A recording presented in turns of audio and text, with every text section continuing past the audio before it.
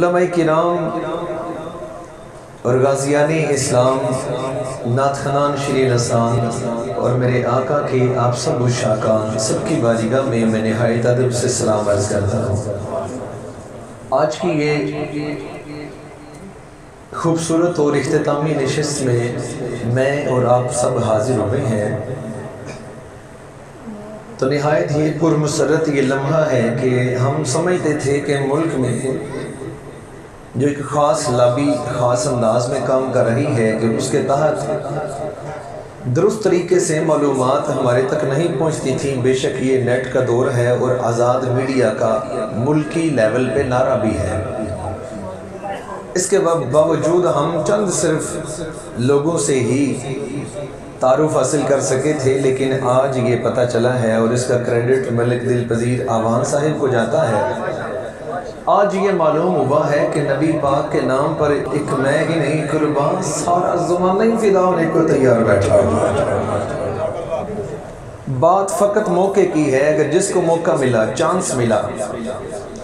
وہ سامنے عبداللہ خان صاحب، عامر خان صاحب سے لے کر پشاور سے لے کر مظفر گڑھ تک، میاں والی سے لے کر گجرانوالا، چنیوٹ، آپ نے سارے لوگوں کے مبارک چہرے دیکھے ہیں، اور خوشی یہ ہوئی ہے کہ غازی ممتاز حسین قادری شہید رحمہ اللہ کے دربار سے ایک دفعہ پھر ساری اہل سنت کی نمائندگی بھی ہو رہی ہے۔ کچھ ہمارے اکابر کل کے نشست میں تشریف فرما ہوئے تھے، کچھ آج آ رہے ہیں، کچھ تشریف فرما ہیں، اور یہ تو صافی بڑی عجیب سی ہے اور بڑی شان والے یہ لوگ ہیں۔ یہ وہ لوگ ہیں جن سے امریکہ ڈرتا ہے۔ امریکہ میں مسجدیں ہیں کہ نہیں ہیں؟ بولیں، ہے نا؟ امریکہ میں مدارس بھی ہیں، یورپ میں مساجد بھی ہیں اور یورپ میں مدارس بھی ہیں۔ ایک غازی عامر چیمہ کیا گیا اور ایک غازی تنویر قادری کیا گیا، فضائیں بدلی ہو گئی تھی۔ معاملہ یہ نہیں ہے کہ ہم نماز کے قائل نہیں ہیں، استغفر اللہ، جو اس کا منکر ہے وہ تو دائرہ اسلام سے فارغ ہے، لیکن حضرت باعزید بستامی علیہ رحمہ کا قول مبارک بھی ہے، اور حضرت بابا جی بلے شاہ صاحب رحمہ اللہ بھی فرماتے ہیں کہ فقط نماز تے عورتاں بھی پڑھن کرن فقیری مرد کلندر۔ فقط جو نماز ہے نا، یہ تو بیبیاں بھی گھر میں ادا کر لیتی ہیں، لیکن دشمن کی آنکھ میں آنکھ ملانا، پھر آنکھ نہ جھپکنا بلکہ آنکھ کے ذریعے ہی اس کا کلیجہ نکال لینا، یہ بھی ان لوگوں کا ہی کام ہوتا ہے۔ اور یہاں جو عرس مقدس میں حاضر ہوتا ہے، یہاں ہر بندہ نہیں آتا، یہ دل والے کا عرس ہے اور یہاں صرف دل والے ہی آتے ہیں۔ بزدلوں کا یہاں کوئی کام نہیں ہے، یہاں سے تو خیرات ملتی ہے جرأت کی، خیرات ملتی ہے بہادری کی، یہاں سے جوان مردی کی خیرات ملتی ہے۔ قرآن مجید نے بھی ہمیں یہ اسلوب دیا ہے کہ نبی کریم صلی اللہ علیہ وسلم کی بارگاہ میں جوان مردی کتنی ہے، سرکار کا ادب کتنا ضروری ہے، عبادات کا مقام اپنی جگہ پہ ہے، مانتے ہیں، تسلیم کرتے ہیں، لیکن قرآن کا اسلوب ہے کہ وَتُعَزِّرُوهُ وَتُوَقِّرُوهُ وَتُسَبِّحُوهُ بُكْرَةً وَأَصِيلًا۔ محبوب کی تعظیم بھی اور توقیر بھی پہلے ہے، وَتُسَبِّحُوهُ بُكْرَةً وَأَصِيلًا، پھر اللہ کی بارگاہ میں جھکنے کے لیے صبح شام حاضر ہو جاؤ۔ اگر دل میں عشق مصطفیٰ نہیں تو کسی طرح کی عبادت بھی اللہ کے ہاں قبول نہیں۔ اللہ نے یہ اسلوب عطا کیا ہے، جیسے وضو نماز سے پہلے ضروری ہوتا ہے، ایسے ہی عشق مصطفیٰ اور تعظیم نبوی، احترام نبوی ہر عبادت سے پہلے ہے۔ اگر دل میں عشق مصطفیٰ آ گیا پھر تیرا ہر سجدہ اللہ کی بارگاہ میں قبول ہو جائے گا۔ اس چیز کے خیرات نہیں مل رہی ہے، اس چیز کے خیرات کم ہو گئی تھی، لیکن اللہ نے فضل فرمایا ہماری اس ملک پاکستان میں، اللہ نے یہ عظیم نام بھی ممتاز، کام بھی ممتاز اور فیض بھی بڑا ممتاز نظر آ رہا۔ میں اس حوالے سے تھوڑی سی گفتگو کرنا چاہتا ہوں اور اپنے ملکی سطح پر بھی دیکھنا چاہتا ہوں اور آپ کی ادھر توجہ کروانا چاہتا ہوں۔ اس سے پہلے عرض کرنا چاہتا ہوں کہ ہم مسلمانوں کی ریاست مدینہ اول والوں کی تعلیمات کیا تھی۔ الشفاء شریف کے حوالے سے حضرت قاضی ایاز مالکی رحمت اللہ تعالیٰ علیہ کے احوال پیش کرنا چاہتا ہوں۔ حضرت قاضی ایاز مالکی رحمہ اللہ نے بخاری شریف کی حدیث پاک کو نقل کیا ہے الشفاء شریف میں۔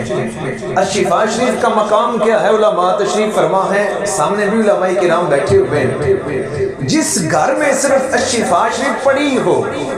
پڑھنا تو اگلا مقام ہے، جس گھر میں الشفاء شریف فقط پڑھی ہو اس گھر میں جادو ٹونا نہیں ہو سکتا، یعنی کوئی بھی باطل قوت وہاں کوئی عمل نہیں کر سکتی، اور جو الشفاء شریف پڑھتا ہو اور اس پر عمل کرتا ہو سوائے سرکار کے فیض کے کوئی باطل قوت اس پر اثر نہیں کر سکتی، اور ایک دن آ جاتا ہے کہ نبی پاک صلی اللہ علیہ وسلم کے دیدار سے مستفید ہو جاتا ہے۔ اس میں حضرت قاضی ایاز مالکی رحمہ اللہ نے بخاری شریف کی ایک حدیث پاک نقل کی ہے اور اس کو بڑی تفصیل کے ساتھ بیان کیا ہے۔ آپ فرماتے ہیں کہ صحابہ کرام کا طریقہ کیا تھا، نبی کریم صلی اللہ علیہ وآلہ وسلم کی مقدس بارگاہ کے آداب صحابہ کیسے کیا کرتے تھے، صحابہ نے تعظیم و توقیر کیسے بجا لائی؟ تو صحابہ کرام کا طریقہ یہ تھا کہ حضرت ابو بکر اور حضرت عمر رضی اللہ تعالی عنہما، کہہ دو رضی اللہ تعالی عنہما،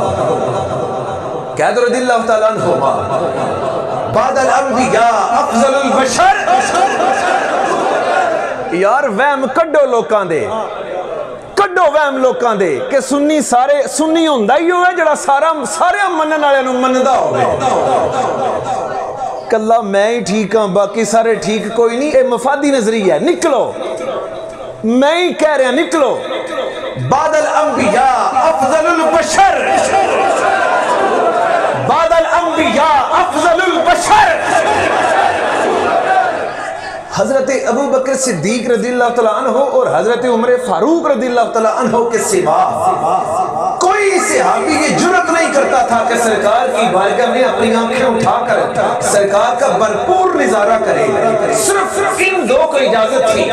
یہ دو فقط سرکار کی بارگاہ میں دیکھ لیتے، لیکن دیکھتے ہی نہ رہتے، سرکار کا چہرہ سراج منیرہ ہے، دیکھنے ہوتا ہی نہیں، اس سورج کو نہیں دیکھنے ہوتا، اور جو اس سورج کا بھی آقا ہے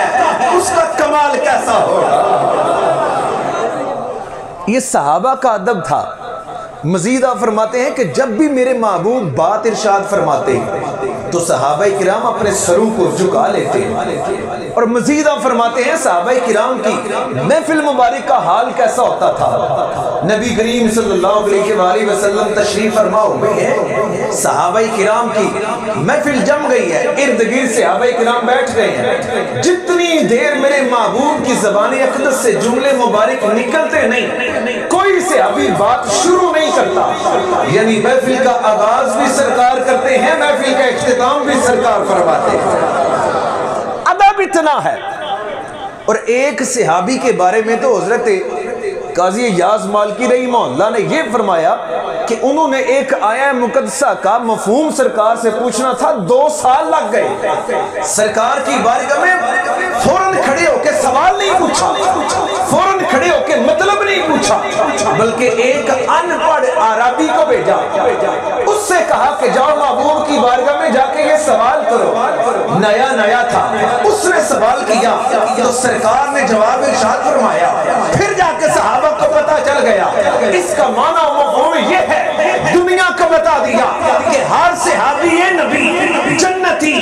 جنتی، بولے ہر صحابی نبی جنتی جنتی، ہر صحابی نبی جنتی جنتی، جو جنتی تھے ان کا نظریہ یہ ہے نبی کی بارگاہ میں جٹ سے نہیں بولتے،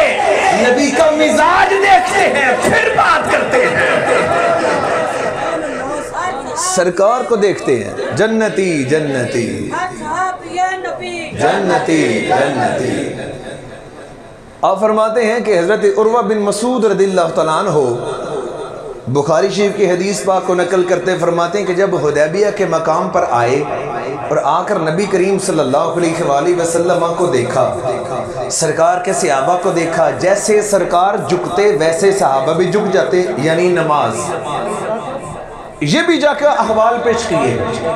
اور جا کے یہ کہا کہ میں نے صحابہ کو یوں دیکھا، ملک شام کے بھی محلات میں گیا، کیسر کے دربار میں بھی میں گیا، نجاشی کے ہاں بھی میں گیا، مختلف جگہوں پر میں گیا، بادشاہوں کے محلات میں پہنچا، کسی کا اتنا روب اور دبدبہ نہیں جتنا مسلمانوں کے نبی کا روب اور دبدبہ ہے۔ پوچھا گیا آپ نے کیا دیکھا، کیا مروب ہو کے آگئے؟ ارے عروہ تو بڑا فصیح اور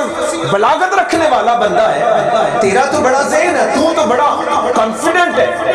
خارجہ پالیسی میں تیرا تو کوئی ہم پلہ نہیں ہے،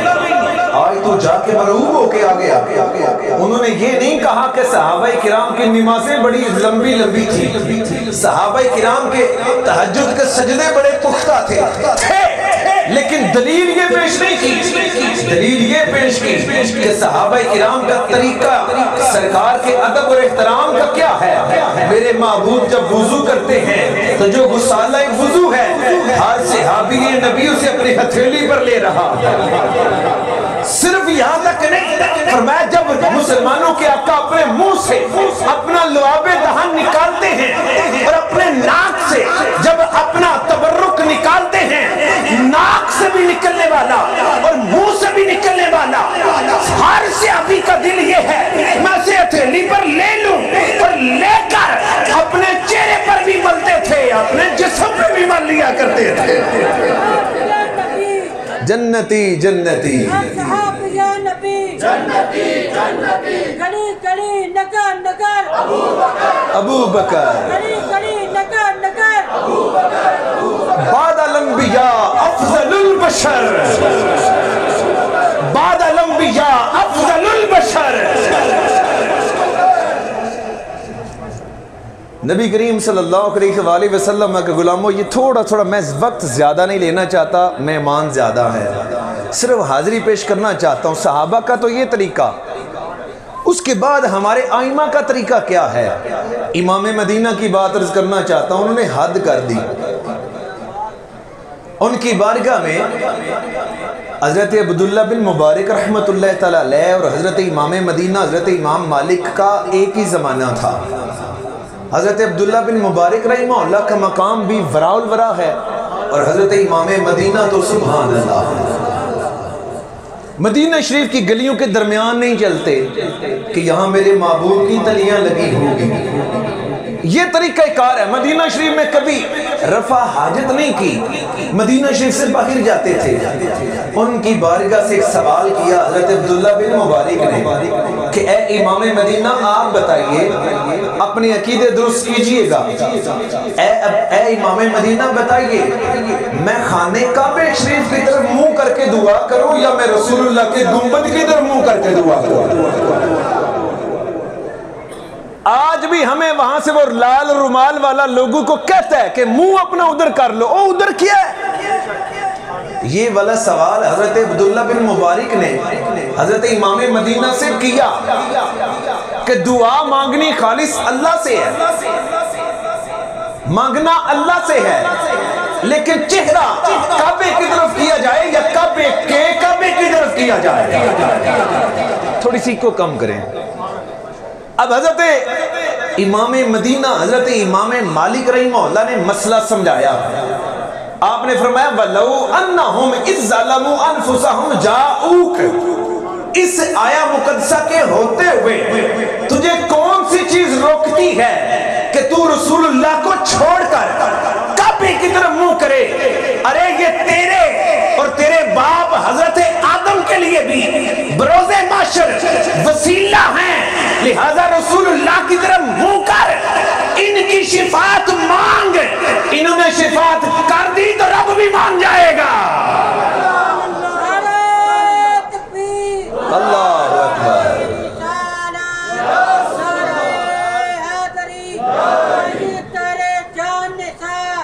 بے شمار بے شمار۔ اب میں گیا پشاور میں اور غازی خالد صاحب کے میں والد محترم اور ان کے چچا اور ان کے بھائیوں کے دیدار کے لیے گیا،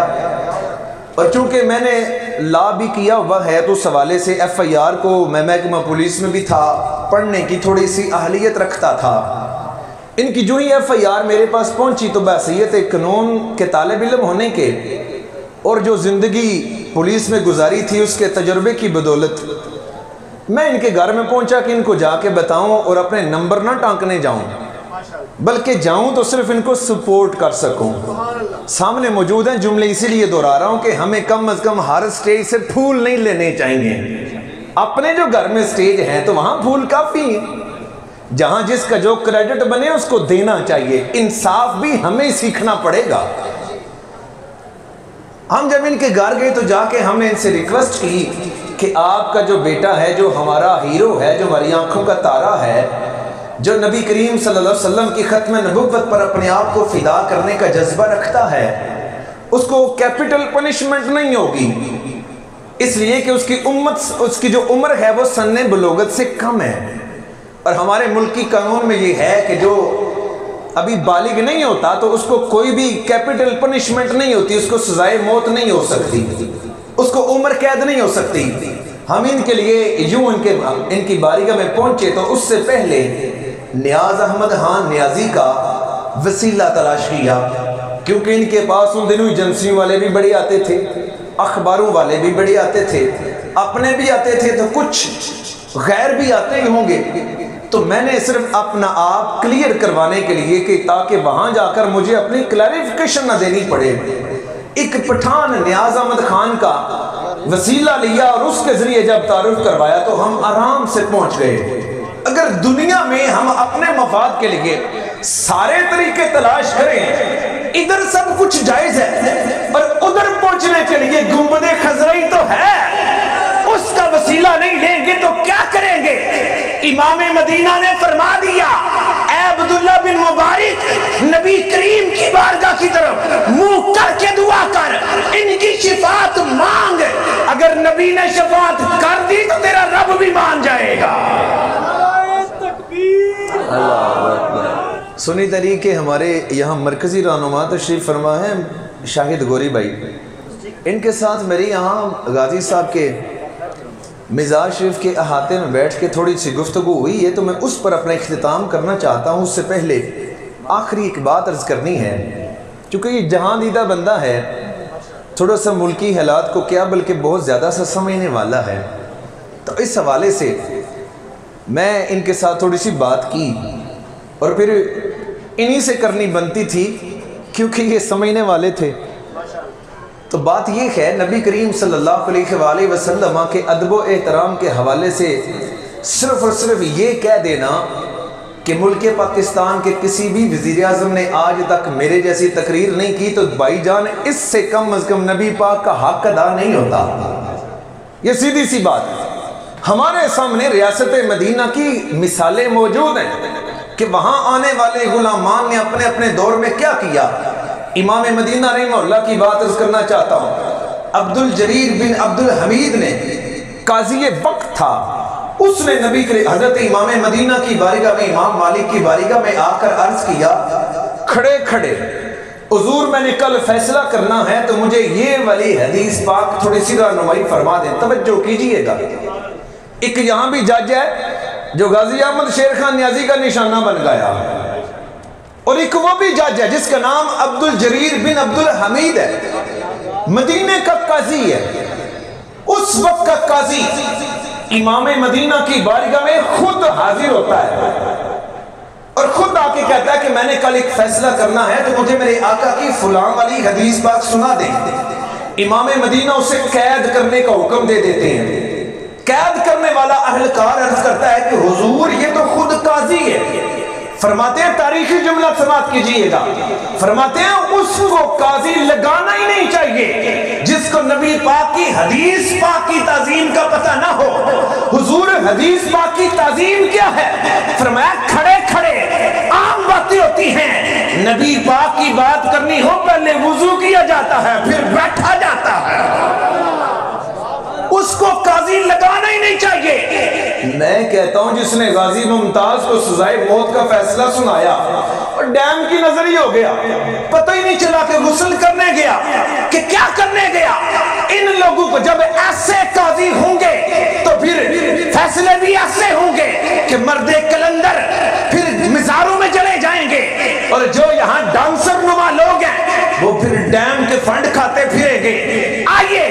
एक और बात अर्ज करना चाहता हूं, इमाम मदीना रहमतुल्लाह का अपना दस्तूर क्या था, उनका अपना मामूल क्या था कि जो काजी को भी कैद करवा देते हैं। उनका अपना मामूल ये था, काजी इजाज मालिकी रहमतुल्लाह ने लिखा है दूसरी जिल्द मुबारका में शिफा शरीफ में, फरमाते हैं कि हजरत इमाम मदीना ने एक बंदा रखा हुआ था,